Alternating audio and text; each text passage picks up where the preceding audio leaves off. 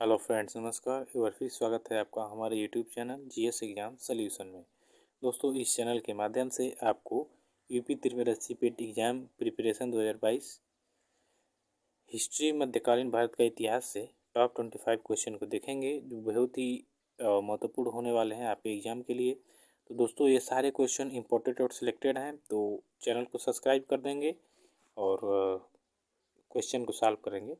चलिए, पहला क्वेश्चन देखेंगे आज का।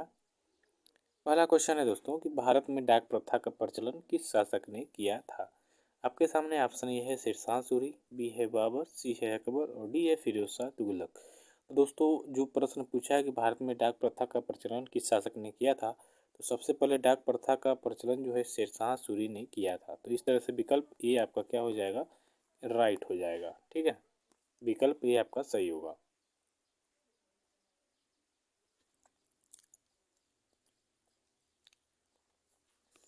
दूसरे नंबर का प्रश्न है कि मध्यकालीन भारत में सभी सुल्तानों में कौन सा सबसे शिक्षित विद्वान था। विकल्प दिया हुआ है औरंगजेब, बी है अलाउद्दीन खिलजी, सी है मोहम्मद बिन तुगलक और डी है अकबर। दोस्तों, मध्यकालीन भारत में सभी सुल्तान जो थे उनमें सबसे शिक्षित और विद्वान जो था वो मोहम्मद बिन तुगलक था, जो तुगलक वंश का शासक था। तो यह सबसे ज़्यादा विद्वान था। ठीक है, तो इस तरह से विकल्प आपका सी हो जाएगा सही।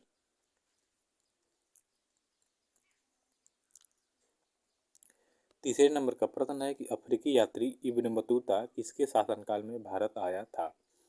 विकल्प ए है शाहजहां, बी है मोहम्मद बिन तुगलक, सी है इल्तुतमिश और डी है सिकंदर लोदी। तो दोस्तों, अफ्रीकी यात्री जो इब्न बतूता है, यह हम मोहम्मद बिन तुगलक के शासनकाल में भारत आया था। तो इस तरह से विकल्प आपका जो बी है वो क्या हो जाएगा, सही हो जाएगा। चलिए, नेक्स्ट क्वेश्चन देखेंगे 4 नंबर का। ब्राह्मणों पर जजिया कर लागू करने वाला पहला मुसलमान शासक कौन था। देखिए, जजिया कर लगाने वाला सबसे पहला शासक तो मोहम्मद बिन कासिम था, लेकिन यहाँ कह रहा है कि ब्राह्मणों पर जजिया कर लागू करने वाला पहला मुसलमान शासक कौन था। विकल्प ए है औरंगजेब, बी है कुतुबुद्दीन ऐबक, सी अकबर और डी है फिरोज शाह तुगलक। दोस्तों, ब्राह्मणों पर जजिया कर जो है लगाने का सबसे पहला श्रेय जो जाता है फिरोज शाह तुगलक को जाता है। तो इस तरह से विकल्प डी आपका क्या हो जाएगा, राइट हो जाएगा। नेक्स्ट क्वेश्चन है कि दीवान ए खैरात विभाग की स्थापना किसने किया था।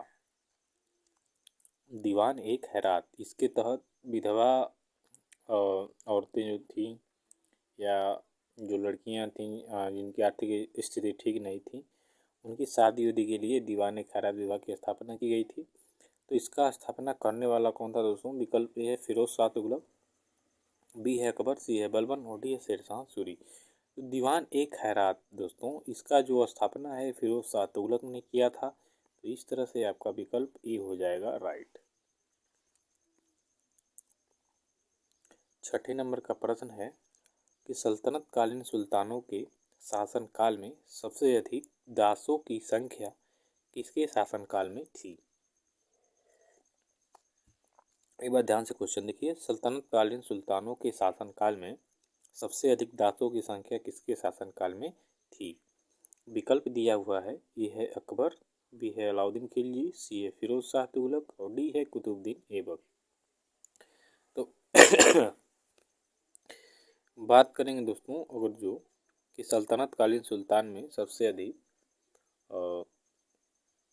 दासों की संख्या के बारे में, तो फिरोज शाह तुगलक के शासनकाल में सबसे अधिक दासों की संख्या थी। तो इस तरह से विकल्प सी हो जाएगा आपका सही।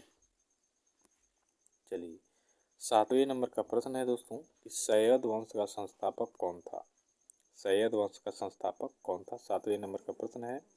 विकल्प दे रहा है, ए है बहलोल लोदी, बी है खिलजी खां, सी है गाजी मलिक और डी है अलाउद्दीन खिलजी। तो दोस्तों, सैयद वंश का जो संस्थापक था वो था खिलजी, ऐसे रहता है खिलजी खां। ठीक है, खिलजी खां। तो खिलजी खां दोस्तों, इसको सैयद वंश का संस्थापक माना गया है। तो इस तरह से विकल्प बी हो जाएगा आपका राइट। अगले प्रश्न की ओर चलेंगे। 8वें नंबर का प्रश्न है कि लोदी वंश का संस्थापक कौन था। 8 नंबर का प्रश्न है दोस्तों, वेरी इंपॉर्टेंट है ये। कि लोदी वंश का संस्थापक कौन था। विकल्प दिया हुआ है, ए है इब्राहिम लोदी, बी सिकंदर लोदी, सी है बहलोल लोदी और डी है दौलत खां लोदी। तो दोस्तों जो लोदी वंश का संस्थापक था वह बहलोल लोदी था। ठीक है, बहलोल लोदी। तो इसका विकल्प जो सी है वो सही हो जाएगा। 9वें नंबर का प्रश्न है कि आगरा शहर की स्थापना किसने किया था। वेरी इंपॉर्टेंट क्वेश्चन है दोस्तों ये भी। तो विकल्प दिया हुआ है इब्राहिम लोदी, शाहजहां, जहांगीर और सिकंदर लोदी। तो दोस्तों सिकंदर लोदी जो है इसने आगरा शहर की स्थापना किया था 1504-5 ईस्वी में। ठीक है, 1504 ईस्वी में इसने आगरा का शहर को बसाया था। किसने? सिकंदर लोदी ने, जो लोदी वंश का शासक था। ठीक है, तो विकल्प डी हो जाएगा आपका सही। 10वें नंबर का प्रश्न है कि गुलरुखी शीर्षक, ये वेरी इंपॉर्टेंट क्वेश्चन है दोस्तों। ये भी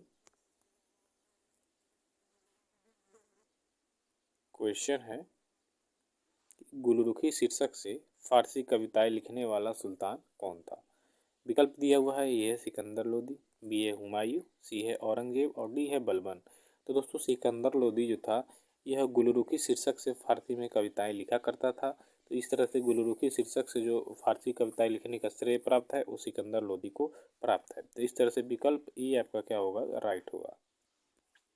11वें नंबर का प्रश्न है कि पानीपत का प्रथम युद्ध किसके किसके बीच हुआ था।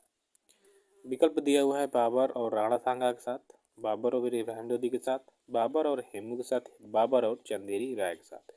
तो दोस्तों इसका विकल्प तो बी होगा सही कि बाबर और इब्राहिम लोदी ने 1526 ईस्वी को पानीपत के मैदान में, पानीपत का प्रथम लड़ाई जो हुआ ये हुआ था पानीपत के मैदान में। कब हुआ था? 1526 में। किसके किसके साथ हुआ? तो बाबर और इब्राहिम लोदी के साथ, जिसमें इब्राहिम लोदी बुरी तरीके से हार गया, इसको मार दिया गया और बाबर ने मुगल वंश की नींव रखी 1526 में। तो यह बड़ा जो युद्ध था बहुत ही निर्णायक सिद्ध हुआ, भारत का इतिहास यहाँ से बदलने वाला था। तो इस तरह से बाबर ने ये युद्ध लड़ा और जीता।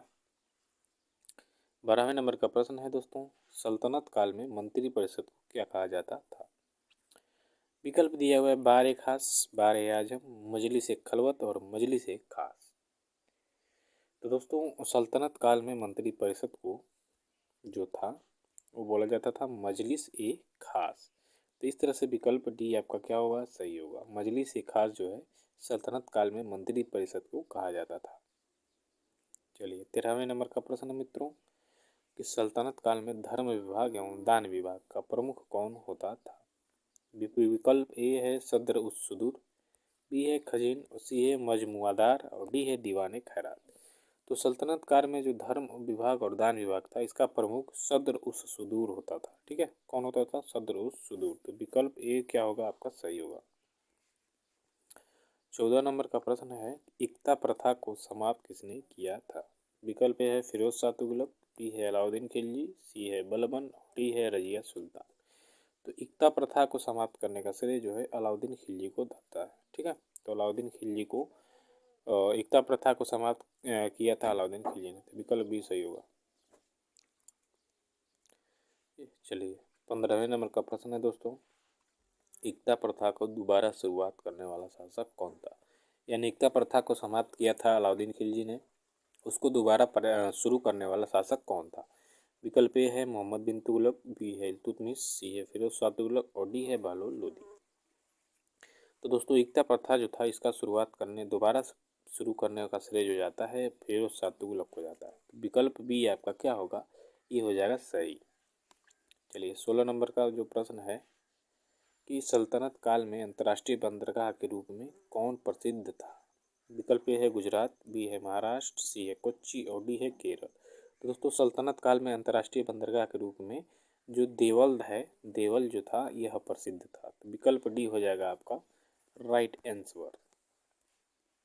17 नंबर का जो प्रश्न मित्रों, नालंदा विश्वविद्यालय को किसी ने ध्वस्त किया था। वेरी वेरी इम्पोर्टेंट करिए इसको। ठीक है, ये वेरी वेरी इम्पोर्टेंट क्वेश्चन है कि नालंदा विश्वविद्यालय को किसने ध्वस्त किया था। विकल्प ए है बख्तियार खिलजी, बी है अलाउद्दीन खिलजी, सी मोहम्मद गौरी और डी है फिरोज शाह तुगलक। तो इसका विकल्प ए हो जाएगा बख्तियार खिलजी। बख्तियार खिलजी ने नालंदा विश्वविद्यालय को ध्वस्त किया था। इस इस तरह से विकल्प ए होगा आपका सही।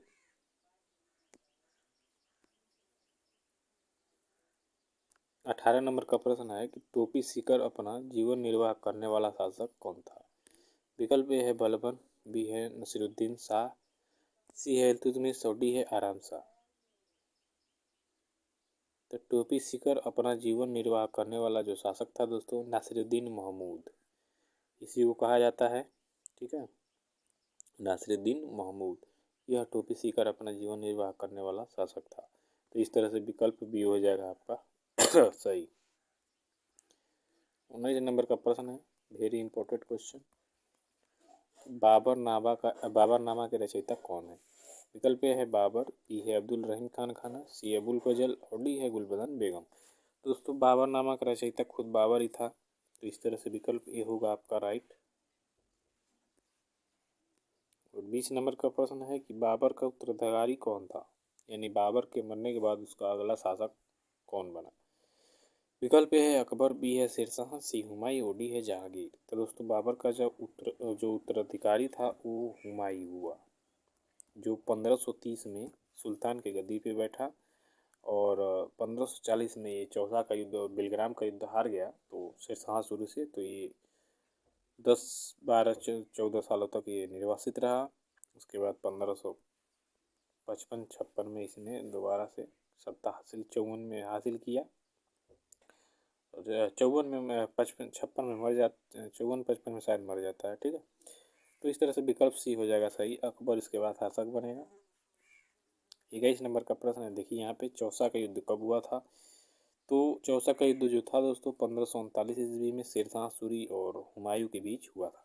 किसके बीच, शेरशाह और हुमायूं के बीच, जिसमें शेरशाह क्या हुआ कि विजयी हुआ। ठीक है, हुमायूं हार गया।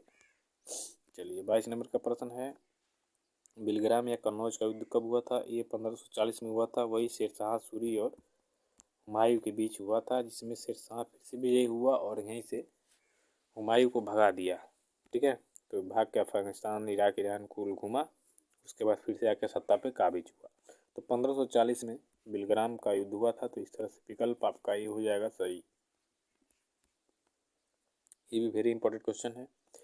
30 नंबर के प्रश्न में है कि हुमायूं नामा की रचना किसने किया था। विकल्प है हुमायूं, बी है गुलबदन बेगम, सी अबुल फजल और डी है अकबर। तो दोस्तों गुलबदन बेगम जो थी इन्होंने हुमायूं नामा की रचना किया था, इसलिए विकल्प बी आपका हो जाएगा सही। हुमायूं नामा की रचयिता गुलबदन बेगम है। ठीक है, याद रखिएगा। 24वें नंबर का प्रश्न है कि शेरशाह सूरी का मकबरा कहाँ स्थित है। विकल्प है दिल्ली, बी है पटना, सी सासाराम और डी लाहौर। तो सासाराम में दोस्तों शेरशाह का मकबरा है। ये शेरशाह हो गया है, यहाँ शेरशाह होगा। ठीक है, शेरशाह शेरशाह होगा सूरी का मकबरा सासाराम यानी आपका बिहार राज्य में स्थित है। तो इस तरह से विकल्प सी हो जाएगा सही। 25 नंबर का प्रश्न है कि ग्रैंड ट्रंक रोड की यानी जीटी रोड जो है मरम्मत किसने करवाया था दोस्तों। तो विकल्प ये है बाबर, हुमायूं, सिकंदर लोदी, शेरशाह सूरी। तो शेरशाह सूरी ने दोस्तों जीटी रोड यानी ग्रैंड ट्रंक रोड की मरम्मत करवाई थी। तो इस तरह से विकल्प डी हो जाएगा आपका सही आंसर। मिलते हैं नेक्स्ट वीडियो में दोस्तों, आज के लिए बस इतना ही। चैनल को सब्सक्राइब, लाइक, कमेंट जरूर करें। Thank you so much.